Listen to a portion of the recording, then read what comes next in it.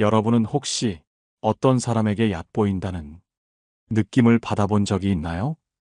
또는 반대로 누군가 당신을 대할 때 조금 가벼운 태도로 대하는 듯한 기분이 든 적은 없으신가요?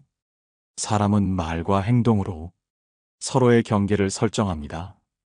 하지만 의외로 우리가 무심코 내뱉는 한마디가 상대방에게 당신을 쉽게 보게 만들 수 있다는 사실을 아는 사람은 많지 않습니다.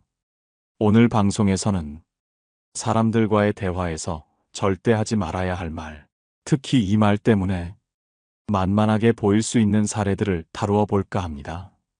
누구나 자신을 존중받고 균형 잡힌 인간관계를 맺고 싶어 하지만 때로는 사소한 말 한마디가 그런 관계를 망칠 수 있음을 깨닫게 될 겁니다. 은정 씨는 친구들 사이에서 항상 착하고 배려 깊은 사람으로 통했습니다.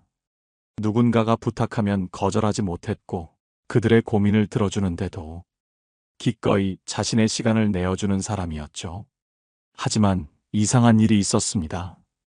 은정 씨는 점점 사람들이 자신에게 너무 쉽게 대한다고 느꼈습니다. 친구들 모임에서도 중요한 결정을 은정 씨에게 떠넘기거나 심지어 그녀의 의견을 가볍게 무시하는 일이 늘어났습니다. 나는 항상 최선을 다해 친구들을 도와줬는데 왜 이렇게 얕잡아 보이는 걸까? 은정 씨는 처음엔 자신의 태도나 행동을 돌아봤습니다. 그러다 문득 자신이 늘상 쓰는 말들에서 문제가 있다는 것을 깨달았습니다. 은정 씨가 사람들에게 자주 하는 말은 이랬습니다. 괜찮아. 그냥 내가 할게. 내가 부족해서 그래. 미안해. 내가 신경을 못 썼네. 이 말들은 얼핏 보면 상대방에게 배려를 표현하는 것처럼 들립니다. 하지만 깊이 들여다보면 이런 표현이 그녀 자신을 얼마나 작아 보이게 만들었는지 알 수 있습니다. 왜 이런 말들이 문제일까요? 첫 번째, 이런 말들은 상대방에게 당신이 자신의 권리를 지키지 못하는 사람이라는 이미지를 줄 수 있습니다. 내가 할게라는 말은 상대방에게 책임을 떠넘길 기회를 주는 동시에 자신이 희생할 준비가 되어 있음을 드러냅니다. 두 번째, 내가 부족해서 그래 같은 말은 스스로를 깎아내리는 표현입니다. 이 말은 당신이 자신을 충분히 존중하지 않는다는 신호로 받아들여질 수 있습니다. 세 번째, 미안해라는 말이 지나치게 자주 사용되면 당신이 불필요하게 죄책감을 느끼는 사람처럼 보이게 만듭니다. 사람들은 이런 태도를 보이는 이들을 쉽게 여기는 경향이 있습니다. 은정 씨는 자신이 자주 쓰는 표현들이 자신의 가치를 낮추고 있음을 깨닫고 이를 바꾸기 위해 노력하기 시작했습니다. 다음 모임에서 그녀는 이렇게 말했습니다. 이번 결정은 우리가 함께 내려야 해. 내가 모든 걸 책임질 수는 없어. 내가 부족하다고 생각하지 않아. 그저 나도 배워가는 중이야. 그녀의 말은 처음에는 낯설게 들렸지만 친구들의 태도는 점차 변하기 시작했습니다. 은정 씨를 더 이상 쉽게 대하지 못하게 된 것이죠. 청취자 여러분께 질문드립니다. 혹시 여러분도 은정 씨처럼 무심코 자신을 깎아내리는 말들을 하고 있지는 않으신가요? 아니면 타인을 배려하려다 자신의 권리를 포기해 본 적은 없으신가요? 이 질문을 스스로에게 던져보세요. 그리고 다음 방송에서는 그 답을 찾아가는 이야기를 이어가겠습니다. 니체는 이렇게 말했습니다. 사람은 자신을 존중하지 않으면 타인도 그를 존중하지 않는다. 우리의 말은 곧 우리의 마음을 드러내는 창입니다. 오늘 이야기를 통해 자신을 더 존중하는 말과 태도를 가질 수 있는 계기가 되었으면 좋겠습니다. 인간관계를 망칠 수 있는 표현. 첫 번째, 내가 알아서 해. 우리는 일상생활에서 자주 타인에게 무언가를 위임하거나 책임을 떠넘기곤 합니다. 그리고 그 과정에서 내가 알아서 해라는 말을 너무 쉽게 내뱉을 때가 많습니다. 표면적으로는 상대방을 믿고 맡기는 것처럼 보이는 이 표현이 어떻게 당신의 인간관계를 망칠 수 있을까요? 내가 알아서 해에 숨겨진 의미. 첫 번째로, 이 표현은 책임을 회피한다는 인상을 줄 수 있습니다. 예를 들어, 회의에서 결정을 내리는 건 내가 알아서 해라고 말하면 상대방은 당신이 그 상황에 관심이 없다고 느낄 수 있습니다. 이는 상대방에게 자신이 홀로 문제를 떠안아야 한다는 부담을 줍니다. 게다가 이 과정에서 당신의 참여 의지가 부족하다는 이미지를 심어줄 수 있습니다. 두 번째로, 이 표현은 상대방에게 존중받지 못한다고 느끼게 만듭니다. 어떤 결정을 내릴 때 공동의 노력이 중요합니다. 그런데 내가 알아서 해라고 하면 그 결정 과정에서 상대방이 혼자 모든 책임을 져야 한다는 느낌을 받습니다. 이는 두 사람 사이에 신뢰의 틈을 만들고 상대방에게 당신이 그다지 의지가 되는 사람이 아니라고 느끼게 만듭니다. 민우 씨는 회사에서 동료들과 프로젝트를 진행하던 중 작은 실수를 하게 되었습니다. 그 실수는 크게 문제되지 않을 수 있었지만 그가 동료에게 건넨 한마디로 인해 상황은 완전히 달라졌습니다. 아, 그냥 내가 알아서 정리해줘. 민우 씨는 이 말이 얼마나 상처가 되는지 몰랐습니다. 그의 동료는 이 말을 듣고 프로젝트에서 혼자 떠맡아야 한다는 부담감과 함께 민우 씨가 협업에 관심이 없다는 실망감을 느꼈습니다. 결국 프로젝트가 끝난 후 그 동료는 민우 씨와의 협업을 피하려는 태도를 보이기 시작했습니다. 민우 씨는 뒤늦게야 자신의 말이 얼마나 큰 영향을 미쳤는지 깨닫게 되었습니다. 그렇다면 우리가 이런 상황에서 어떻게 더 좋은 대안을 선택할 수 있을까요? 첫 번째, 어떻게 하는 게 좋을지 같이 생각해 보자. 이 표현은 상대방에게 당신이 함께 고민하고 있다는 인상을 줍니다. 또한 결정 과정을 공동으로 이끌어 가겠다는 의지의 표현이 됩니다. 두 번째, 내 의견은 이렇지만 내 생각도 들어보고 싶어.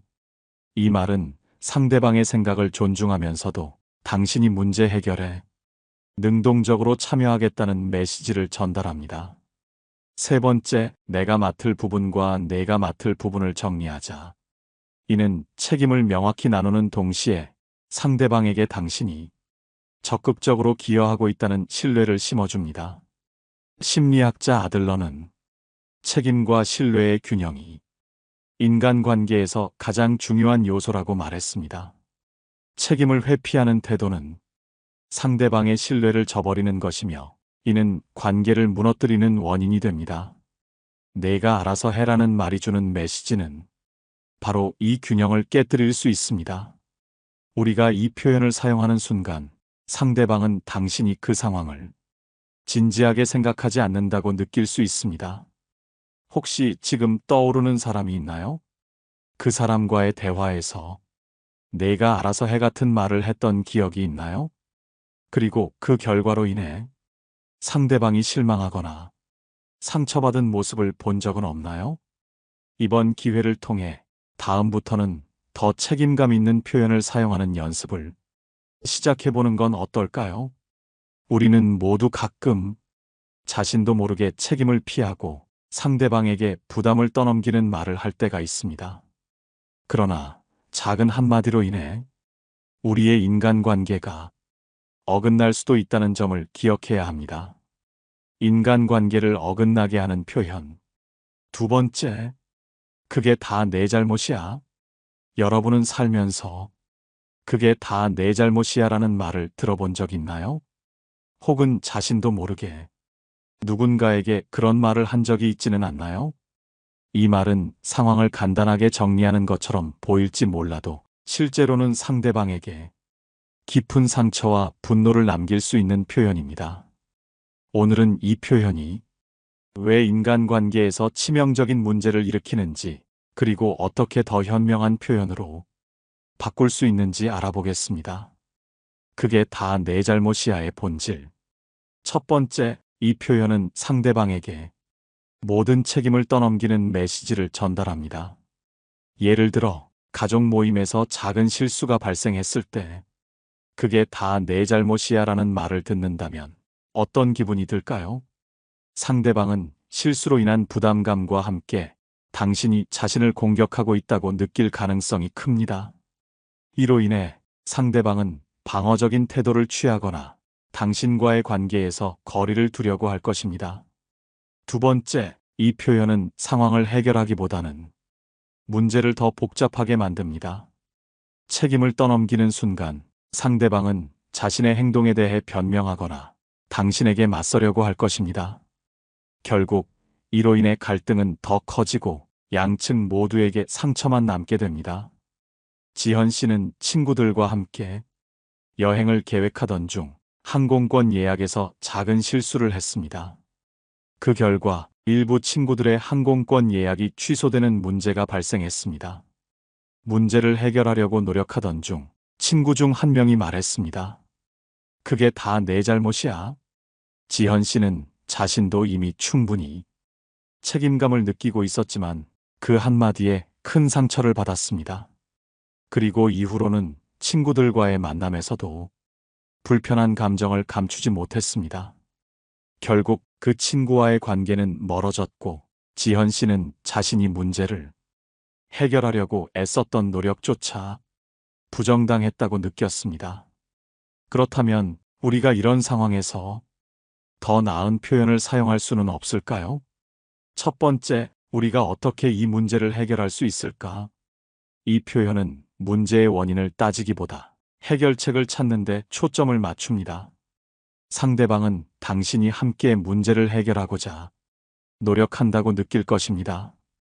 두 번째, 이런 일이 생겨서 당황스럽지만 앞으로 어떻게 해야 할지 같이 생각해보자. 이 말은 상황에 대한 감정을 표현하면서도 책임을 분담하겠다는 태도를 보여줍니다. 세 번째, 무슨 일이 있었는지 천천히 얘기해볼래? 이 표현은 상대방의 이야기를 들어줄 준비가 되어 있음을 보여줍니다. 이는 갈등을 완화시키고 상대방의 방어적인 태도를 누그러뜨리는 데 도움이 됩니다. 심리학자 칼 로저스는 진정한 공감은 상대방의 입장에서 세상을 보는 것이다라고 말했습니다.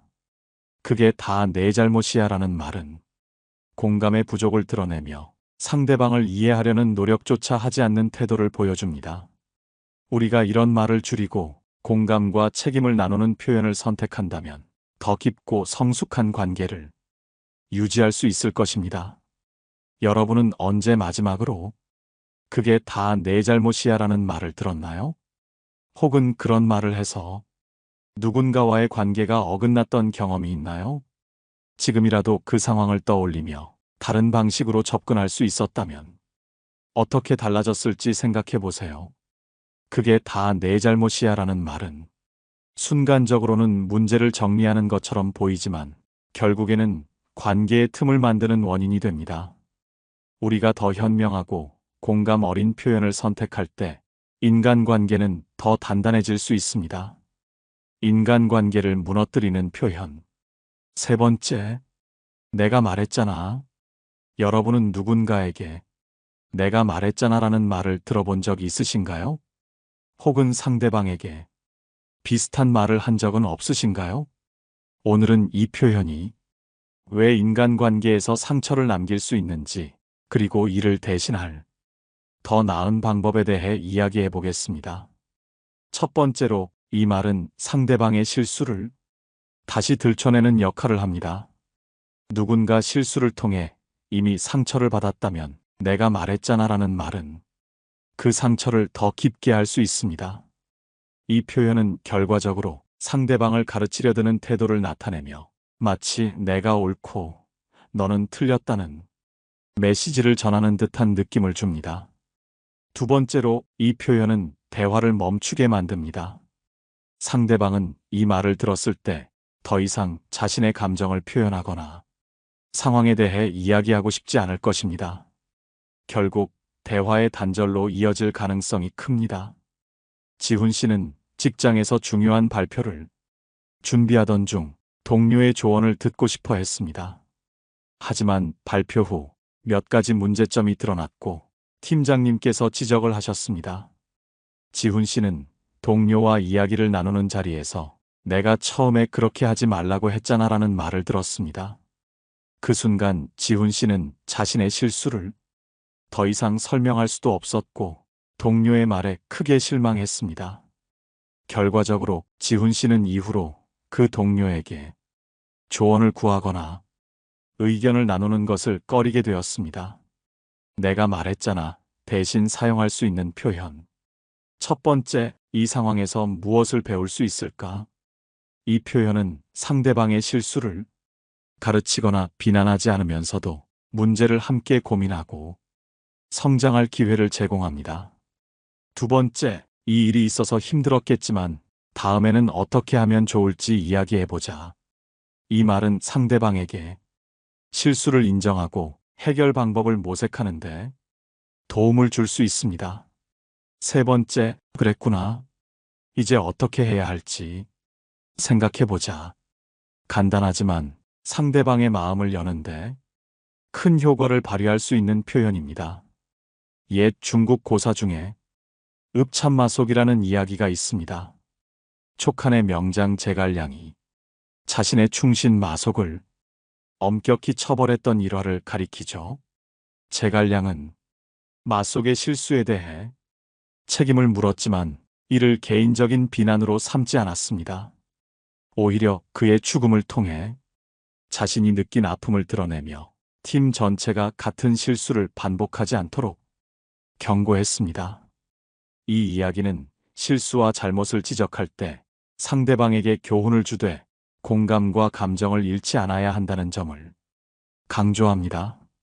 심리학자 엘버트 메라비아는 메시지의 93%는 언어 외적 요소에 의해 전달된다고 말합니다. 즉, 우리가 사용하는 단어나 표현보다 더 중요한 것은 그 말이 전달되는 방식입니다. 내가 말했잖아라는 표현은 언제나 자신을 옳다고 강조하며 상대방을 방어적으로 만들 가능성이 큽니다. 우리가 조금 더 상대방의 입장을 이해하려 노력한다면 관계는 훨씬 더 건강하게 유지될 수 있습니다. 청취자 여러분께 질문합니다. 여러분은 언제 내가 말했잖아라는 말을 들어봤나요? 그 말이 어떤 감정을 남겼나요? 혹은 여러분이 이런 말을 했을 때 상대방의 반응은 어땠나요? 이번 기회에 이런 표현을 바꿔보는 연습을 시작해보는 건 어떨까요? 내가 말했잖아라는 표현은 문제를 해결하는데 전혀 도움이 되지 않습니다. 오히려 상대방에게 상처를 남기고 관계를 멀어지게 만듭니다. 우리가 더 지혜로운 언어를 선택한다면 상대방과의 신뢰는 더욱 깊어질 것입니다. 인간관계를 무너뜨리는 표현. 네 번째, 내가 뭘 알겠어? 여러분은 혹시 대화를 나누다가 내가 뭘 알겠어라는 말을 들어본 적이 있나요? 혹은 무의식적으로 이런 말을 상대방에게 내뱉었던 경험은 없으신가요? 오늘은 이 말이 상대방에게 얼마나 큰 상처를 줄 수 있는지, 그리고 이를 대신할 현명한 표현 방법에 대해 이야기해 보겠습니다. 첫 번째로, 이 말은 상대방의 경험과 지식을 전면적으로 부정합니다. 누군가가 용기 내어 자신의 의견을 표현했을 때 내가 뭘 알겠어라는 말은 그들의 생각과 노력을 한순간에 무너뜨릴 수 있습니다. 두 번째로, 이 표현은 대화의 벽을 쌓게 만듭니다. 상대방은 자신이 무시당했다고 느끼며 더 이상 대화에 참여하고 싶지 않아질 가능성이 큽니다. 결국 대화는 단절되고 관계의 균열로 이어질 수 있습니다. 혜진 씨는 대학 시절 가족과 미래에 대해 이야기하다가 아버지로부터 내가 뭘 알겠어? 아직 세상 물정을 몰라라는 말을 들었습니다. 그 순간 혜진 씨는 자신의 의견이 존중받지 못하고 무시당했다고 느꼈습니다. 그 일이 있고 나서 혜진 씨는 가족과의 대화를 점점 줄여가기 시작했습니다. 결국 혜진 씨는 자신이 가치 없는 존재처럼 느껴지게 되었고 자신감을 잃는 데까지 이르렀습니다. 내가 뭘 알겠어? 대신 쓸 수 있는 표현. 첫 번째, 너의 생각이 흥미로운데 조금 더 들어보고 싶어. 이 말은 상대방의 의견을 존중하며 더 깊은 대화를 유도할 수 있습니다. 두 번째, 내가 그런 생각을 하게 된 이유가 궁금해. 이 표현은 상대방의 생각을 이해하려는 노력을 보여줍니다. 세 번째, 그럴 수도 있겠네. 그런데 다른 방법도 있을지 한번 생각해 보자. 상대방의 의견을 인정하면서도 건설적인 대안을 제시할 수 있습니다. 고대 그리스 철학자 소크라테스는 항상 질문을 통해 상대방과 대화를 이어갔습니다. 그는 자신의 의견을 강요하지 않고 상대방의 생각을 끌어내며 그들이 스스로 진리를 발견하도록 도왔습니다. 너는 그것을 어떻게 알게 되었니? 그 생각의 근거는 무엇일까? 소크라테스의 이러한 대화 방식은 상대방의 존엄성을 지켜주며 건설적인 관계를 유지하는데 큰 도움이 됩니다. 심리학 연구에 따르면 비난이나 무시는 상대방의 자존감을 약화시키고 관계를 단절시키는 주요 원인 중 하나입니다. 특히 가족이나 가까운 친구 사이에서는 그 영향력이 더욱 큽니다. 내가 뭘 알겠어라는 말은 상대방에게 깊은 상처를 남길 뿐만 아니라 관계를 멀어지게 만드는 주요 원인이 될 수 있습니다. 혹시 여러분도 내가 뭘 알겠어라는 말을 누군가에게 했던 적이 있나요? 그때 상대방은 어떤 반응을 보였나요? 혹은 반대로 이 말을 들었을 때 여러분은 어떤 감정을 느꼈나요? 고민하고 변화해 봅시다. 말 한마디가 관계를 망칠 수도 있지만 관계를 더욱 깊게 만들어줄 수도 있습니다. 다음번 대화에서는 내가 뭘 알겠어 대신 상대방의 생각을 존중하고 더 나은 관계를 만드는 표현을 사용해 보는 건 어떨까요?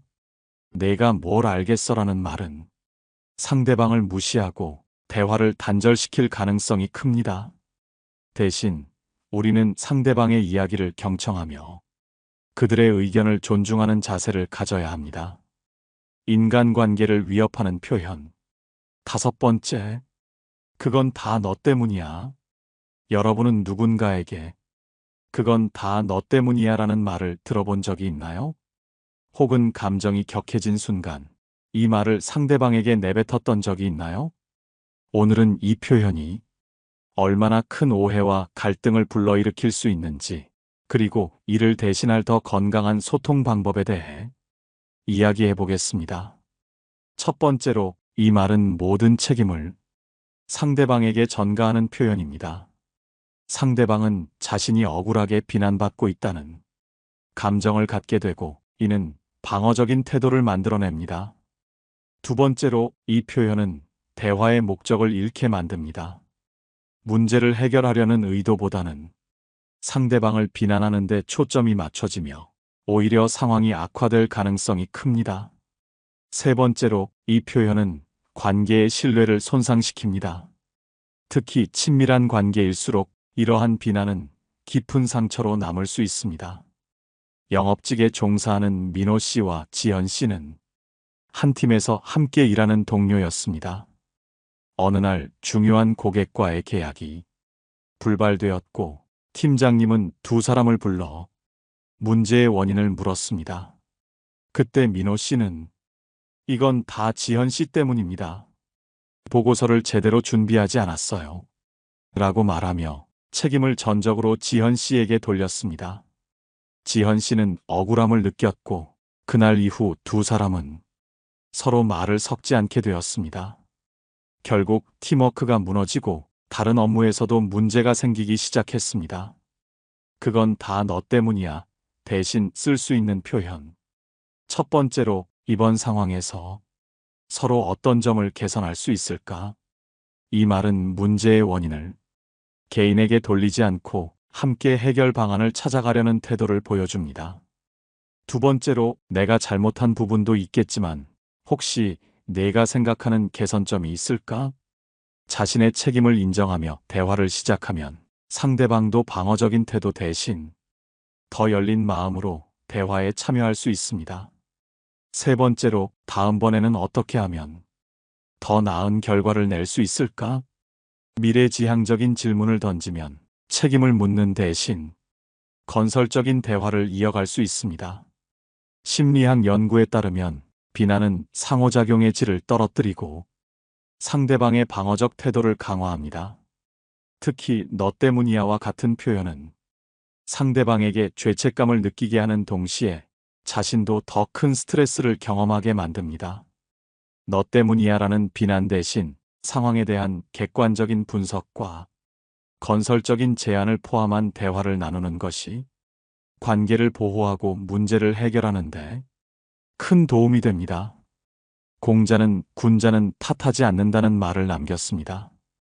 여기서 탓하지 않는다는 것은 문제의 책임을 남에게 돌리기보다 자신의 책임을 돌아보고 해결책을 찾는 태도를 의미합니다.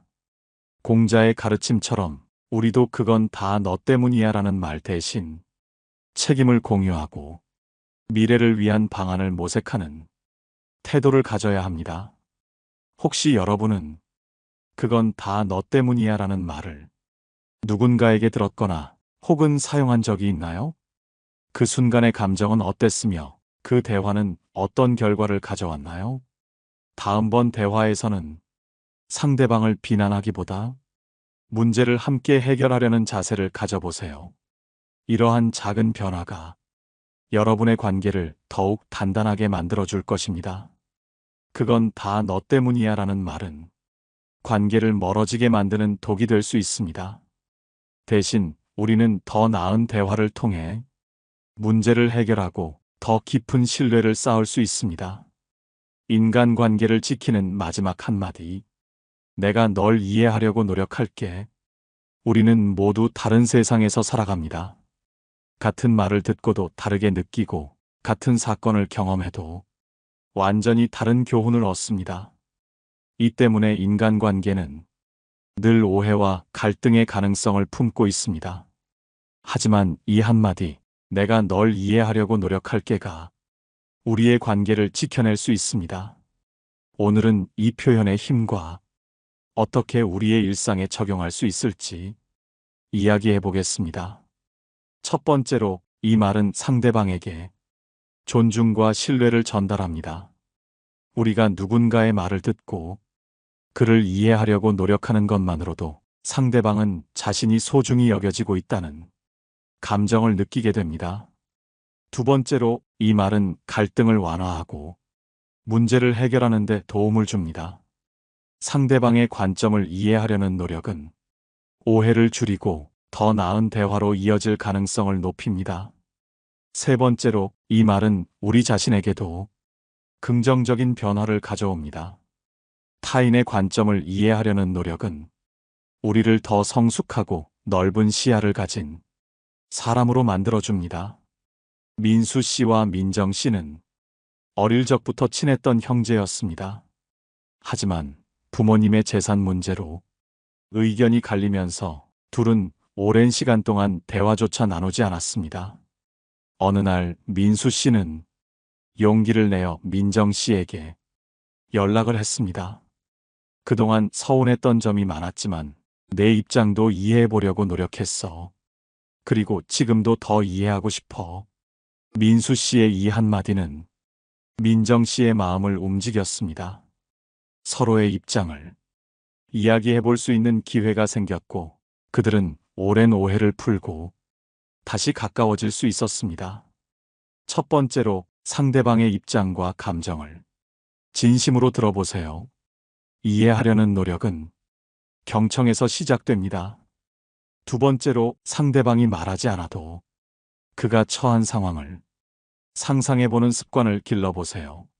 내가 저 입장이었다면 어떻게 느꼈을까? 라는 질문은 공감 능력을 키워줍니다. 세 번째로 상대방의 말과 행동을 단순히 판단하거나 비난하지 말고 왜 그런 선택을 했는지 그 이유를 물어보세요. 왜 그렇게 생각했는지 알고 싶어라는 말은 관계를 더욱 깊게 만들어줍니다. 심리학자 칼 로저스는 진정한 관계는 서로를 이해하려는 노력에서 시작된다 라고 말했습니다. 공감은 단순히 상대방의 말에 고개를 끄덕이는 것이 아니라 상대방의 입장에서 세상을 바라보려는 진심 어린 태도를 말합니다. 이 공감이야말로 인간관계를 이어주는 가장 강력한 끈입니다. 우리는 누구나 사랑받고 이해받고 싶어 합니다. 그리고 그 시작은 상대방에게 내가 널 이해하려고 노력할게라는 말 한마디에서 출발할 수 있습니다. 여러분, 오늘 방송에서 나눈 이야기를 돌아보며 생각해 봅시다. 여러분은 주변 사람들과의 관계에서 얼마나 이해하려고 노력하고 있나요? 그들이 여러분에게서 이 한마디를 들을 수 있다면 관계는 얼마나 달라질까요? 이제 여러분의 생각을 댓글로 나눠주세요. 혹시 관계에서 갈등을 겪고 있나요? 혹은 누군가와의 화해를 원하는가요? 내가 널 이해하려고 노력할게라는 말을 용기 내어 한번 전해보는 건 어떨까요? 구독과 좋아요로 우리의 대화를 이어가 주세요. 다음 영상에서는 더 도움되는 인간관계 지혜와 삶의 방향에 대해 더 깊은 이야기를 함께 나누고 싶습니다. 항상 시청해 주셔서 감사드리며 곧 다시 뵙겠습니다. 깨달음의 광장이었습니다.